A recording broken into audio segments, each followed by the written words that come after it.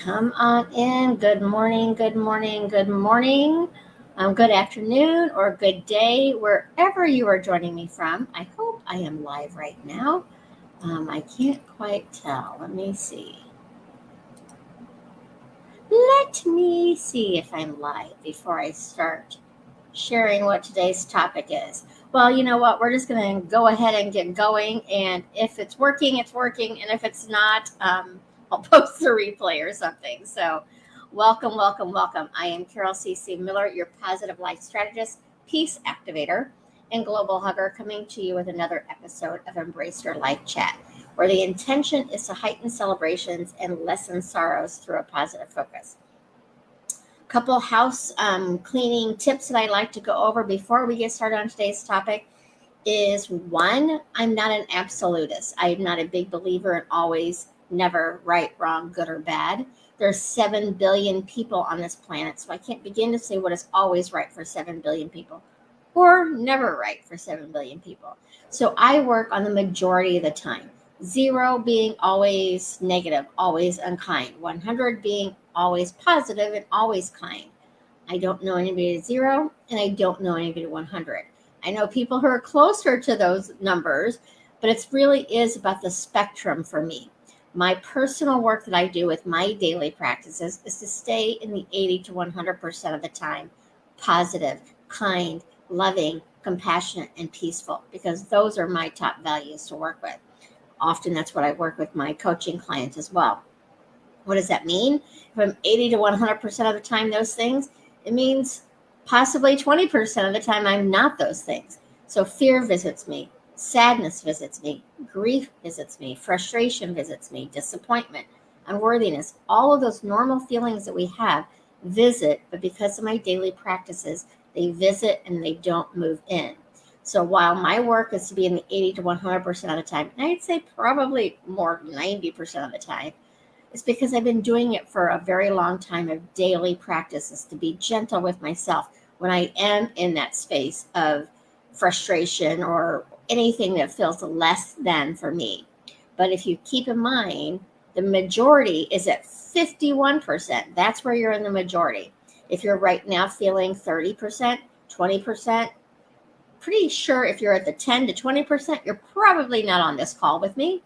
But it isn't about you being wrong or bad. It is about this is where you are right now and where do you want to be? How do you want to feel? And how do you want to move forward and show up in your own personal life? Secondly, I am a coach. I love supporting people in living their best life, whatever that looks like. I am not a counselor nor am I a therapist. And sometimes living your best life, that type of support is what is going to help you get there, or an expert in whatever it is that you are dealing with. Today's topic is about grief. So I would highly encourage you, if you're feeling stuck in that grief experience, and only you can determine if it's a stuck or a feeling, but to get that professional support to help you to move forward. Some people say to move on. My point is to move forward. I'm not moving on from the people I've lost in my life, but I am moving forward in my life to continue to grow and to learn and to love and enjoy this big, beautiful, messy world we live in. So let me know if you're new. I am here in Chicago. It is actually a seasonably warm day today. We've had some really hot weather lately, but it's back to being a normal summer temperature for us here. So let me know where you're joining me from in comments, and especially if you're new, I love inviting new people into the community. Again, we tend to, on these calls specifically, have people from all over the world, and we might have different backgrounds, we might have different beliefs and all these types of things, but at the end of the day, we want to feel seen, heard, and know that we matter in this world. And I love bringing that type of support to the community. So I'm going to step into comments really quick to welcome everybody, then go into today's topic. Today's topic, again, is about grief. So it's really important for you to remember this isn't an always or never situation. Grief is an individual experience, and I cannot tell you how to move on from it. I can support you in moving forward with my understanding of it. It is a vast topic. It's different from day one of a loss to day 5 years into a loss. So even some of the tips may not work for day one, and they may not be okay for day 5 years in either. So just you need to know where you're at in this experience. But I believe it was Pierre a week ago, maybe 2 weeks ago, and asked me to speak on this topic because he recently had lost his father. So Pierre, I don't know if you're here with me right now today, but I'm sending you lots of love on your new journey with your father. So there's a hello Facebook user, so that must be in my community. Hi, Kate. Good to have you here from Ireland. I've been to Ireland many, many years ago, and I would love to go back. It's such a beautiful country there. So I don't see any other questions. My guess is somewhere along the line, a link isn't working to get online, but that's okay too. So today's topic is grief and how do we move forward when we're grieving. And I'm a big believer that, like my organization, the coaching I do is all about positivity. And grief is part of that. Grief is part of living. I don't know of anybody who has not had some type of loss that they're dealing with grief in some type of manner. So it's not about pretending it doesn't exist. It's not about ignoring the pain that you may be going through, especially if it's fresh to you. But it is about how you can live your best life while you grieve. So if you're here first time, I like to define the word, come up with an affirmation, and then some tips around it. So the definition of grief is deep and poignant distress caused by or as if by bereavement. Again, deep and poignant distress. So grieving is painful, it's distressing, it's tragedy, but it's about what's caused by or as if by bereavement. Now, when we're talking about grief, we often go into, as Pierre brought up, the loss of a loved one. But you may be grieving the loss of a home that you've had to move from, grieving the loss of a job, grieving the loss of a marriage through divorce. There's so many things that we may be grieving, but it's really about the suffering and the loss of something that was important to us. There's not a time frame. It's not a linear experience. On some people seemingly move through grief fairly quickly, but you don't even know what's going on internally. And maybe they were able to move through it quicker than other people. Again, for me, it's about moving forward, not moving through. It's how you're going to now walk through life. My mom's been gone, will be 4 years in December, and I'm a different person than I was when she was still here. So it's about changing, experiencing what you need to experience, being gentle with yourself through the process, and know that it really is an individual experience. My siblings and I all had a very close relationship with my mom, and we are all grieving a little differently. I like to go, so my mom passed away, then we sold my childhood home, and my dog of 15 and a half years all died within a year. Died. My home did not die. We sold it. But all of those things happened in a fairly short period of time. When I go visit my sister, who lives 3 hours south of me, I go by the homestead where I grew up because I want to see that it's in a very nature area, so there'd be baby deers this time of year. Some other loved ones can't go by there yet. It's too painful for them to see and be in that environment. For me, it's comforting. But if it's not comforting for you, understand that it may be comforting for somebody else to go to where their loved one used to be. And for you, maybe you can't do it. So it really is an individual experience. So the affirmation I came up with today, and I was trying to think, how do you come up with an affirmation on grief? And I'm not really sure that there is one, but what I want you to affirm for yourself is, I am safe to grieve. It appears to be a lot of times people think once the funeral is over, it's time to go back to life. And grief and death are very hard topics for people. They're very uncomfortable for people. They feel like, what would I feel like if I lost my father, as Pierre did? What would I feel like if that job was a loss? And people don't want to say the wrong thing. So often it's easier to not talk about it than to talk about it. So know that it's okay to be safe and to grieve the way you need to grieve. Only you're going to know what's going to work for you. There's not a time limit. Like I said, it's not linear. It's not like today I cry, tomorrow I yell, and in 6 months from now I'm smiling again. It might be I'm crying right now, I'm smiling in 3 hours, and then I'm back to tears. It really is about moving forward with it. And so that's what I want you to really pay attention to, is that you are safe to grieve. Find the people that you're safe to grieve with who can understand it as much as they can. Because of the work I do, I certainly know the experience of grief and supported people through that.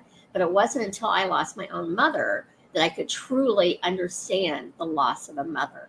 And I had a great relationship with my mom. Some people have an unhealthy relationship with their the loved ones that are gone. So there's different grieving depending on that relationship too. There's not a right or wrong. It's where you are and how you want to move forward to feel a little bit better, to be able to live your best life. So there's known to be, and actually there's this gentleman who I'm going to talk about wrote another book for the 6 stages of grief. But there's known to be 5 general stages. And the first one is denial. That's when it first happens. And you're pretty much in shock and just kind of walking around. When I talk about being on autopilot, you're in autopilot. You're getting up in the morning. You might be eating. You may not be eating because you're in such grief place. But you're really not aware of what you're doing. You're just going on. You're denying the experience completely. Then there's anger. And again, please know these are not linear. You could go from denial to acceptance to depression in different stages of what you're going through personally in your life. So it's not like, okay, denial is going to happen for the first month, then I'm going to be angry for 4 months, and then I'm going to go into this for 6 months. It could work that way, but usually it's cyclical. Is that the word I want? Where they can pop up at different times. So anger, you may be angry at God that your loved one is gone. You may be angry with your loved one for not being here and then feeling guilty that you're angry with them. You may be angry about the last experiences you had with them that might not have been loving. There's so many different ways that you could be angry about the situation. And all of them are normal. It's part of the process. So then you go into bargaining. And that's the time when you're thinking of the what ifs. If I did this differently, would they still be there? If they took this treatment, could they still be there? If I was nicer to my sister, maybe my mom would still be here. That was not a good example because I'm nice to my sister. But it's basically about you're trying to bargain with something that you have no control over because you want to bring them back. You want to change the outcome of something that you don't have control over changing. And it's hard, and it's painful, and it's normal. So please know that that part of the grief process is not surprising at all. It's part of it. And again, I am sharing my experience mostly because I am not a grief expert. The gentleman I'm going to talk about, David Kessler, and I'll share his website link because he has so much information. I've considered getting certified under him because I do believe grief is such a big process of living your best life. But I am not an expert on this whatsoever. So I'm kind of sharing it from my own personal experience about walking forward with it and doing your best with where you're at with what you have. So next comes depression. And that's when you're depressed. And that's what I also talk about when I say that to get professional support. I can help people with situational depressions of like the loss of the loved one. But when it builds up into a deeper need, then it's when I would encourage you to get support or get support for your depression due to actual grief. There are people who are experts in moving forward with grief counseling and things like that. So I would encourage you to do that. But the reality is set in, the pain is real, and you're depressed about it. And that also is normal. Can somebody lose a loved one and not feel these 5 stages of grief? Possibly. That's why I don't like using the absolutes of always or never. It's improbable. I highly imagine the vast majority of people, when they're experiencing this, go through these stages, or they're in complete denial and won't allow themselves to move through the other stages as well. Then comes acceptance. So it's denial, anger, bargaining, depression, and acceptance. And acceptance does not mean that you're happy they're gone, does not mean that you're okay with them being gone, whether it's a loved one, whether it's a job loss, whether it's a friendship that has gone awry and you're no longer a friend of that person. but it does mean that you now realize that this is the reality you're living in now. So you're accepting it to be able to move forward. You're not denying it anymore. You're not angry about it. And again, these can come back. It's not to say that they're gone forever, but you've accepted the fact that that person, that experience is no longer part of your life. So you're able to move forward with that. Now, David Kessler worked with Elizabeth Kubler-Ross, is that her name? A famous person who wrote many things on the grieving and death and dying process. And he has written another book called Stage 6, or the sixth stage, which is finding the meaning in the death. And apparently, and I just read this today, so I don't know a lot about his personal background, but apparently his 21-year-old son passed away. So he needed to find that meaning of his life and moving forward from that experience. So he has made that sixth grief process stage 6 is to find meaning in that experience too. So I'm going to post in the comments really quickly here. And again, I'm going through the topics, and then I will come back and answer any questions too. But I want to make sure, here's some free resources that David has on his website. And then here is his website.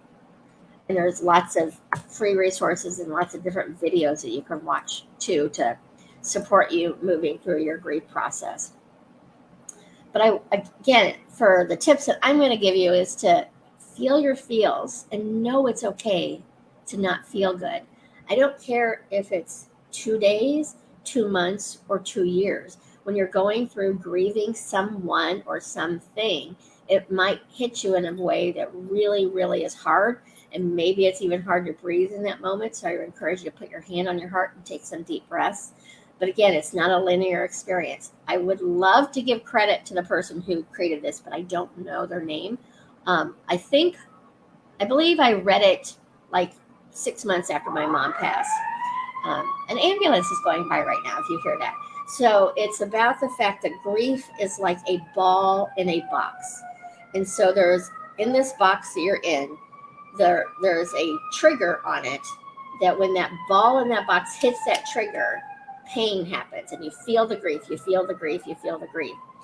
As we move forward, so whether it's 1 week, 6 months, 5 years, the ball starts becoming smaller in the box. So it hits that pain trigger less. Doesn't mean it stops, but it hits it less. So now maybe it started out like a basketball size where it couldn't move without hitting that pain trigger, but then it keeps shrinking, and it's finally down to a ping pong size ball. So the majority of your time, you're in a good place. You're able to smile and laugh about the experiences you had with that loved one. But every now and then, that ping pong ball size hits that trigger, and it puts you back into the place of losing them all over again. That's why, again, it's not a linear experience. The further out I have been with my mom's passing, the less that is triggered for me. But it still happens. And sometimes I can talk about her easily, and other times I tear up when I'm talking about her. So know that it's where you're at and how you need to move forward. But Pierre, I don't know that you're here with us today, but 3 months out is so raw and fresh still. So I hope you're being gentle with yourself through that process. And I encourage you to lessen expectations of yourself and others, especially when it's fresh and new to you, because I believe you're a different person after you've lost somebody significant in your life. I'm a different person without my mom here.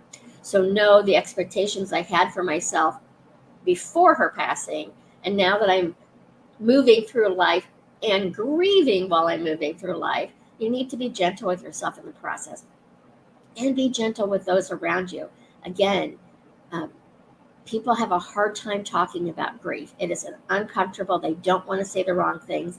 And if they have not experienced a big loss in their own life, they can feel for you, but they can't feel it themselves, if that makes sense. So don't expect them to be able to heal your hurt. You want them to heal your hurt. You're hoping somebody can fill that void for you. I don't know that I would say time heals all wounds, but time does lessen the impact of that initial wound. I think it's still going to be there. It's not everybody. Some people are able to heal from it. But for me, that's why I say it's about moving forward rather than moving through or moving on from. And then depending on your belief system, if you believe that there is a heaven or that they continue on or whatever you want, I've heard it said, and I love this myself, is it's like they're in a different room. Like, so I'm here in my office space, not in my bedroom. So it would be like my mom's in my bedroom. I can't see her, but she's that close to me. So when you're able to realize that you can't see them anymore, but they are still close to you, they're still around you and wanting you to do well, I would encourage you to look at that and to look for signs that they're around you as well. You might see a license plate or whatever it is that makes you think of them, a song that comes on that makes you think of them. Be gentle with yourself and just take that in, knowing that they are there with you still. And so I hope those tips are something that will help you. I'm going to come into comments here shortly. But the last tip I want to give you is really not about the grieving process itself. But I do think when someone dies, and especially if we have a funeral and there's a eulogy and we talk about all the wonderful things that we loved about them. And sometimes the eulogy might include some of the things that were challenging, but generally speaking, we talk about what we're going to miss about that person. I encourage you to write your own eulogy right now on what you want people to remember you as. Do you want to be remembered as a helper? Do you want to be remembered as somebody who complains and blames and shames? Do you want to be someone remembered that brought a lot of laughter and joy into the lives of those around them? And then start living your life in that right now today. Start being that. Start living from the space of how you want to be remembered. Maybe right now you're in a hard situation, so it's hard to be joyful. It's hard to be giddy and laughing and smiling. But go back to, who do I want to be, and how do I want to show up, and how do I want to be remembered in this life? Be gentle with yourself. Remember, it's not 100% of the time I'm joyful or 0% of the time. It's somewhere in between, depending on what you're going through, and that is okay. It's when you're in awareness of how you feel is when you could shift and change. It's when you're in awareness of how you feel is when you could say, I'm deeply grieving right now, and it's okay to be grieving. It's okay to cry. It's okay to not understand how am I going to get through the next month, let alone the next 6 months. Step by step, day by day, sometimes moment by moment, finding the people, finding the resources. David Kessler is a great resource. It's grief.com is his website. I believe I shared it. And I'm going to have to find it because I found it and then I deleted it. So he had, I think you have to sign up for his email list and you get a video that looked like it would be a great support that I was going to share with you as well. So I'll go back and look at that. But I encourage you to be gentle with yourself, whether you're grieving the loss of a loved one, whether you're grieving the loss, maybe you're grieving that the seasons have changed and it has a big impact on you. It's really about being gentle with yourself and kind to yourself as you move through that process, knowing it's okay to be where you are. It's okay to not feel good. It's okay to just be, and ask yourself as you move forward, just feeling just a little bit better. And when you think about that loved one, again, it depends on the relationship you had with them here on earth, but they want you to thrive. They want you to laugh. They want you to be happy. They want you to smile again. So live your life as you're honoring them to move forward as well. So I'm going to come into comments and see who is here with me.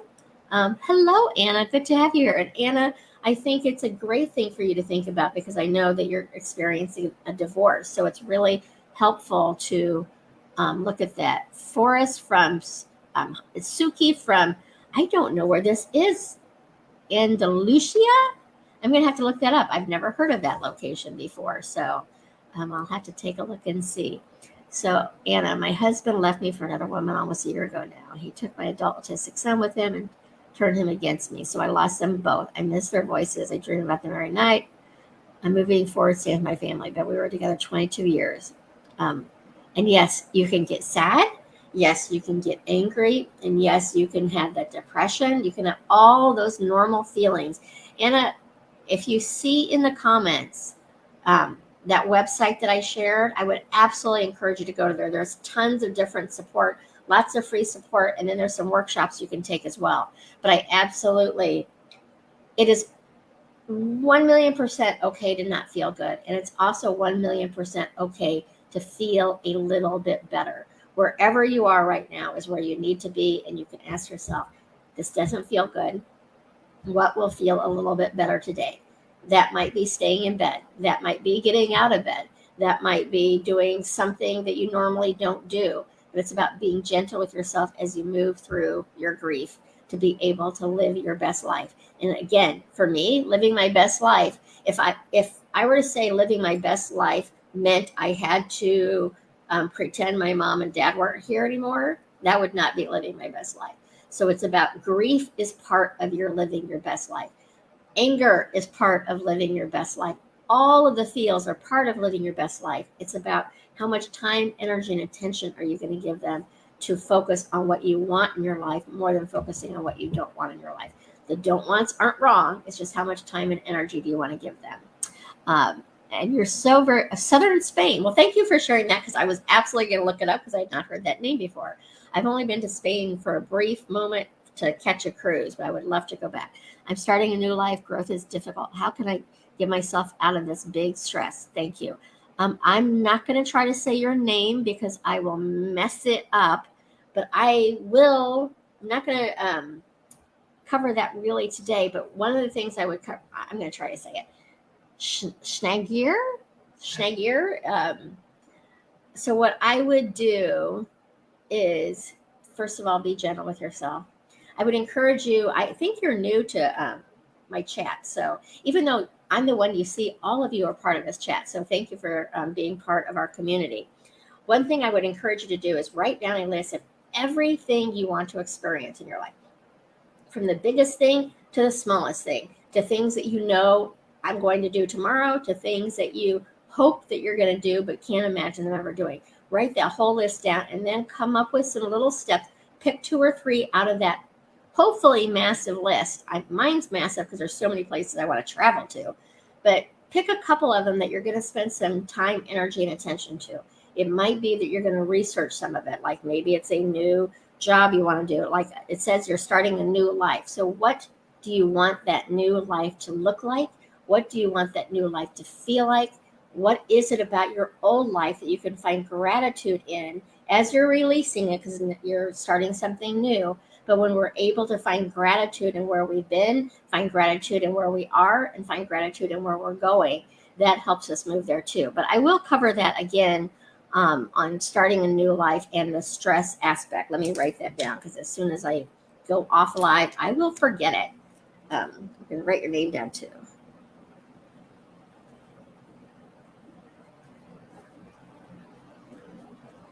So those are just a few tips that I would encourage you. Sorry you're going through this challenging time. Do you speak with a therapist? I suggest Psychology Today. That might be, Michelle might be talking to, I don't know who, but I have not gone to Psychology Today myself, but it's always good to check into some different resources to help you through whatever, because people want to help you, and there's lots of different free tools. There are some tools that you pay for. There's coaching, there's therapy, there's counseling, there's your best friends. Whatever it is, know you're not alone on this journey that you may be feeling like you're alone in right now. Anna, you're welcome for the link, and let me know how that goes, because I just looked at it today. I have known about him for a long time, but I have not really delved into his work. But it looks like it's a lot of great information, and he is one of the leading authorities on grief. So I'm confident in sharing that one too. So I don't see any other questions. If I've missed somebody, sometimes I don't see the questions while I'm live, and I catch them later. So I will come back and check later. And so if I haven't answered your question, please put it back in there and I will check later. If you have some topics you would like me to cover in a future chat, let me know. Anything that I can bring a little bit more love, kindness, compassion, peace, and positivity to, I am happy to do so. Today is Thursday, so I will be back Tuesday. I'm not sure yet what the topic will be, but it will be something about heightening your celebrations and lessening your sorrows through a positive focus. So go out there. Thank you very much. I'm moving from one city to a big one. I went through a breakup. It was so difficult for me. Excellent. Well, Um, there's a lot to unpack there with releasing a relationship, moving to a new location. I am here on Tuesdays and Thursdays, so please join me again and we will discuss that. I'm going to mark that down too as far as moving forward into a new life. So take care of yourselves and remember you matter. You matter to me, you matter to the world, and most importantly, you matter to you. So take care. I will see you Tuesday, 11:30 Central Time, which is Chicago time. And until then, have a wonderful, peaceful, calm, compassionate, loving, and kind weekend. So long for now.